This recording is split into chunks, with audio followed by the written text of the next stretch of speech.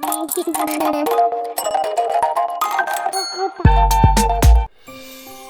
की कहानी गरीबों का सैंटा।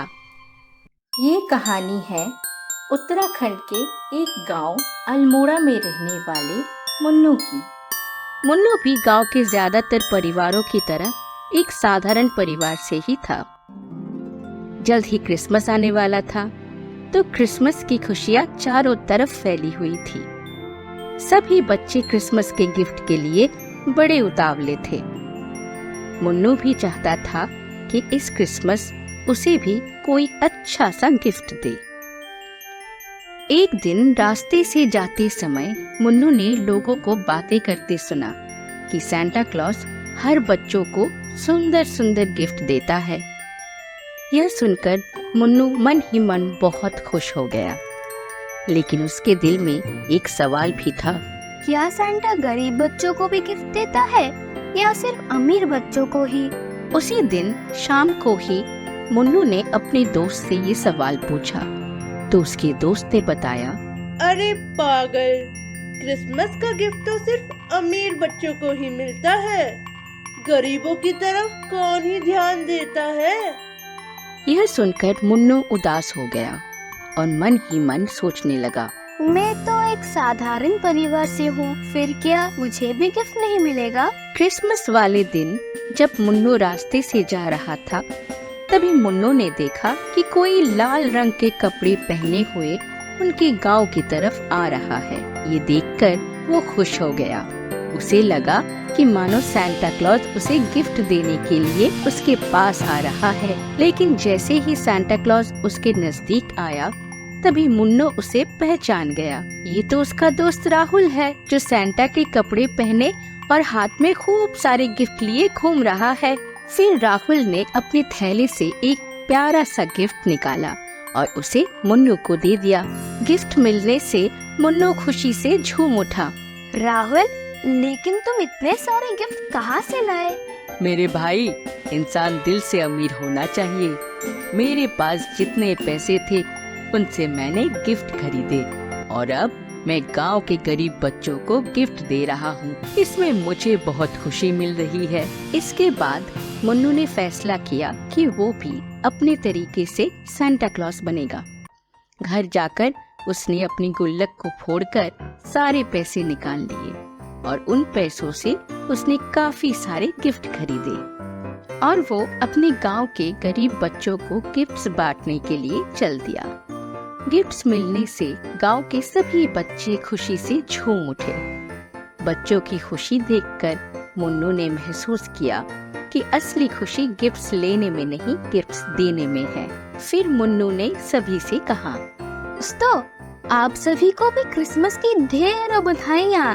अगर आपको ये कहानी अच्छी लगी तो अपने दोस्तों के साथ शेयर करें, वीडियो को लाइक कीजिए और चैनल को सब्सक्राइब कीजिए। Merry Christmas.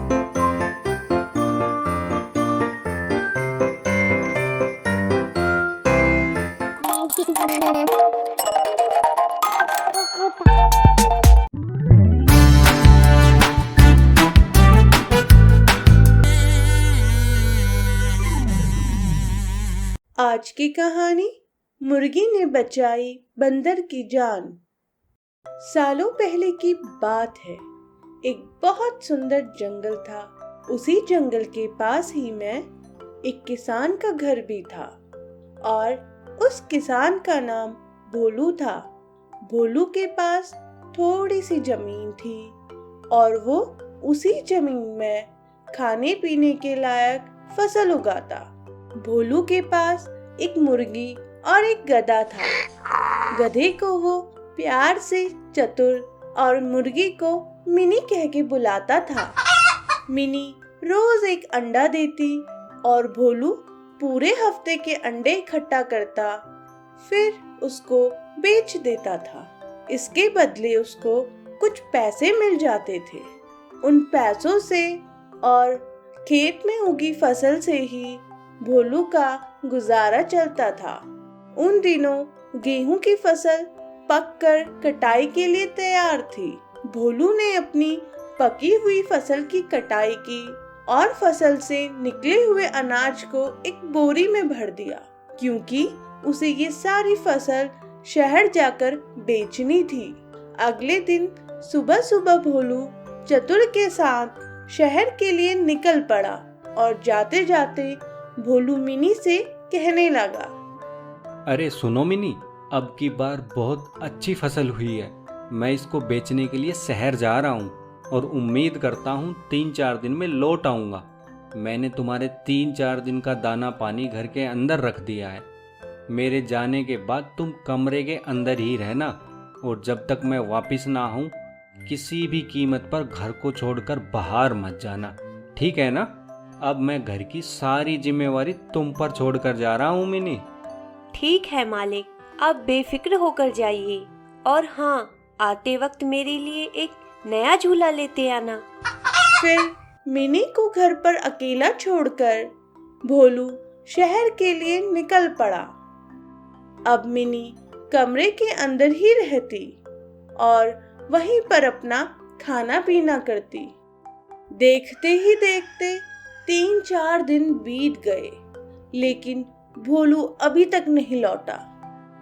वहीं दूसरी ओर मिनी का खाना खत्म भी हो गया। बिना खाना पाने के अब मिनी बहुत परेशान रहने लगी और अब वो हर रोज अपने मालिक के वापस आने का बेसब्री से इंतजार करने लगी। एक दिन दोपहर के समय भूखी प्यासी मिनी सो रही थी। तभी अचानक से बाहर का मौसम बदल गया। बहुत तेज आंधी के साथ बारिश शुरू हो गई।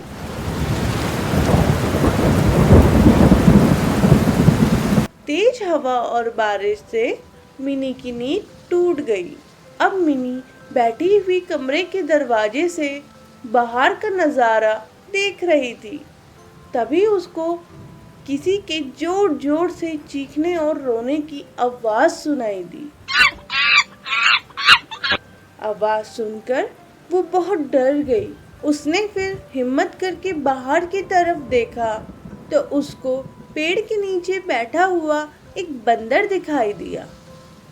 तेज बारिश और तड़ातड़ गिरती हुई बिजली के कारण बंदर बहुत डरा हुआ था और तभी देखते ही देखते बर्फ से बने गोले भी आसमान से तेज तेज गिरने लगे और बंदर को लगने लगे। अब बंदर को और तेज दर्द होने लगा और वो जोर जोर से रोने लगा। उसकी हालत देखकर मिनी को उस पर दया आ गई। वहीं दूसरी तरफ उसको यह डर भी था कि बंदर एक जंगली जानवर है, कहीं ये उसको नुकसान ना पहुंचा दे। लेकिन बंदर की हालत और ज्यादा खराब होती जा रही थी। फिर मिनी अपनी जान की परवाह ना करते हुए कहने लगी, अरे ओ बंदर भाई, अरे इधर, हाँ इधर। अरे भाई, ऐसे बाहर रहोगे तो बर्फ के गोले तुम्हें बहुत नुकसान पहुंचा देंगे। तुम एक काम करो, यहाँ मेरे घर के अंदर आ जाओ। अरे बहन, अगर मैं अंदर आ गया तो तुम्हारे मालिक मेरी पिटाई कर देंगे। तुम चिंता मत करो, मेरे मालिक यहाँ नहीं हैं और जब वो आएंगे तो मैं उनको सारी बात बता दूंगी। अभी के लिए तुम अंदर आ जाओ। फिर मिनी की बात मानकर बंदर घर के अंदर आ जाता है। बहन, तुम्हारा बहुत बहुत धन्यवाद। अगर आज तुम मेरी मदद नहीं करती तो मैं बाहर ही मर जाता। तुम्हारा ये एहसान तो मैं जिंदगी भर नहीं भूलूंगा। बहन, एक एहसान और कर दो, मुझे बहुत तेज भूख लगी है, कुछ खाने को दे दो। मैं जंगल से यहाँ खाने की तलाश में ही आया था। भाई, मुझे माफ करना, मैं खुद 3-4 दिन से भूखी हूँ। मेरे मालिक मेरे लिए खाना तो रख कर गए थे, लेकिन समय अनुसार वो वापस नहीं आए और मेरा खाना खत्म हो गया। मेरे मालिक ने हमेशा मुझे घर पर ही खाना दिया, तो मैं जंगल में कभी गई ही नहीं और अब मैं उनके आने का ही इंतजार कर रही हूँ। फिर कुछ देर बाद बारिश भी रुक गई और बंदर वहां से चला गया। तभी कुछ देर बाद मिनी को जोर से एक सीटी की आवाज सुनाई दी। आवाज सुनकर उसको लगा कि मालिक आ गए और जैसे ही वो दरवाजे से बाहर की तरफ देखने लगी तो उसने पाया कि जिस बंदर की उसने जान बचाई थी वो अपने हाथ में बहुत सारा खाना लेकर आया है। अरे बहन, तुम इतने दिनों से भूखी थी ना, ये लो अब पेट भर कर खाओ। और अब तुम चिंता बिल्कुल भी मत करना, जब तक तुम्हारे मालिक वापस नहीं आ जाते मैं बीच बीच में तुम्हारे लिए खाना लेकर आता रहूंगा। बहुत सारा खाना पाकर मिनी बहुत खुश हुई और फिर खुशी खुशी बंदर भी वहां से चला गया। फिर कई दिनों से भूखी मिनी ने पेट भर के खाना खाया। 1-2 दिन बीत जाने के बाद मिनी के दिए हुए अंडों से अब चूजे बाहर आ गए थे। चूजों को देखकर मिनी बहुत खुश हुई थी। अब मिनी अपने चूजों का ख्याल रखती और उनको खाना खिलाती। एक दिन मिनी आराम कर रही थी और चूजे खेल रहे थे। तभी जंगली लोमड़ी की तेज तेज चिल्लाने की आवाज सुनाई दी।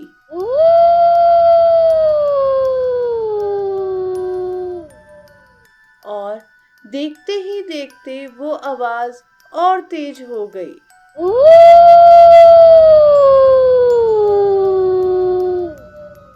मिनी ने दरवाजे से झांक कर देखा तो उसने पाया कि एक लोमड़ी घर के बाहर घूम रही है। लोमड़ी को देखकर वो बहुत डर गई। मिनी समझ गई थी कि लोमड़ी को उसके बच्चों की आवाज सुनाई पड़ चुकी है और इसीलिए वो घर के पास उनको इधर उधर ढूंढ रही है। मिनी जानती थी कि अगर लोमड़ी अंदर आ गई तो वो उसके बच्चों को जिंदा नहीं छोड़ेगी। अभी तक भोलू भी वापस नहीं आया था तो अब मिनी और उसके बच्चों को कोई लोमड़ी से बचा भी नहीं सकता था। अब मिनी को अपने और अपने बच्चों की चिंता होने लगी। तभी थोड़ी देर में मिनी को सीटी की आवाज सुनाई दी। जैसे तैसे मिनी ने हिम्मत करके दरवाजे के बाहर देखा तो उसने पाया कि रंगीला उनकी तरफ आ रहा है। फिर रंगीला घर के अंदर आ गया और मिनी के साथ चूजों को देखकर बहुत खुश हुआ। अरे वाह बहन, अब तो मैं मामा बन गया। ये तो बहुत खुशी की बात है। लेकिन तुम इतनी परेशान क्यों हो? क्या हुआ? कोई समस्या है क्या? हाँ भाई, तुम सही समय पर आए हो। भगवान ने मेरी प्रार्थना सुन ली। भाई, एक लोमड़ी मेरे बच्चों की आवाज सुनकर उनकी तलाश करते हुए घर के बाहर घूम रही थी। अगर वो अंदर आ जाती तो मेरे साथ साथ वो मेरे बच्चों को भी खा जाती और जब मालिक वापस आते तो उन्हें मैं यहाँ नहीं मिलती तो वो भी बहुत परेशान हो जाते। मिनी बहन, तुम चिंता मत करो, अब तुम्हारा भाई है ना यहाँ। चलो आज उस लोमड़ी की अकल को ठिकाने पर लगाते हैं। तुम एक काम करो, तुम घर के बाहर आराम से जाओ और आराम से घूमो और जैसे ही वो लोमड़ी तुम्हें दिखाई दे तुम तुरंत घर के अंदर आ जाना। फिर रंगीला की बात मानकर मिनी घर के बाहर जाकर घूमने लगी और जोर जोर से चिल्लाने भी लगी।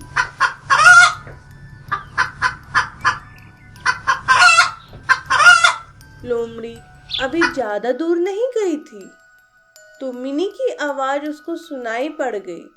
मिनी की आवाज सुनते ही वो तुरंत ही घर की तरफ दौड़ पड़ी और घर के पास आते ही उसकी नजर मिनी पर पड़ी। मिनी को देखते ही उसके मुंह में पानी आ गया और वो चुपचाप मिनी की तरफ बढ़ने लगी। मिनी की नजर भी लोमड़ी पे पड़ गई। तभी मिनी घर के अंदर की तरफ दौड़ पड़ी। योजना के अनुसार रंगीला पहले ही हाथ में डंडा लेकर तैयार खड़ा था।